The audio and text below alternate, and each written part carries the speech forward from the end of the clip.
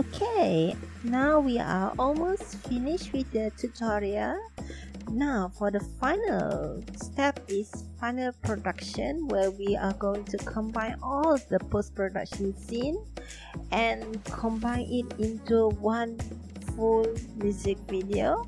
And this is usually going to take a lot of time because we need to be resourceful with our footage. Like we can reuse some footage for different shots, and if you can see that I reuse the same footage but different shots, like wide shots, close-up shots like this one, where I'm going to animate the camera around the extras. And as you can see, I will reuse some scenes without the character inserted into the scene, and it's going to be worth it because yeah, you make your music videos so good. I guess you must be proud of it, and you want to make the best effort for the final touch. And yeah, it's going to take a lot of time.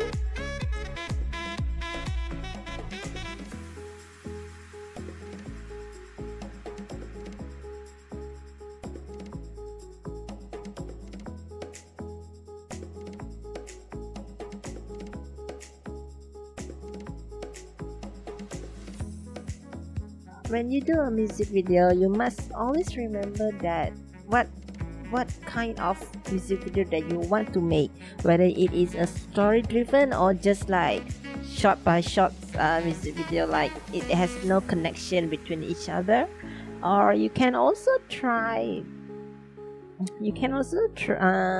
to make your music video like more intense or somewhere, or you can make some emotion. You can put emotion to the music video, like you can play with the colors. If you choose black and white colors, or you do your music video black and white, it shows that the music video is about something sad and something all about the past.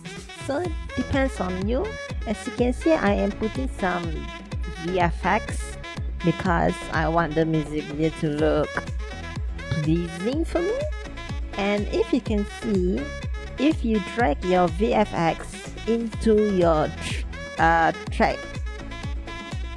layer, it will affect all the videos that are inside of the track layer. And if you drag the VFX into the certain scenes, as you can see, it only affects that scenes only. So use it wisely. So that's how you make a Habbo music video. I hope this video is helpful for you guys.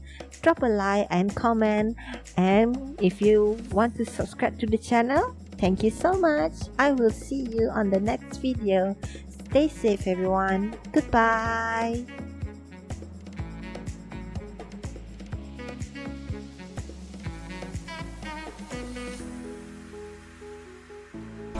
But you're breaking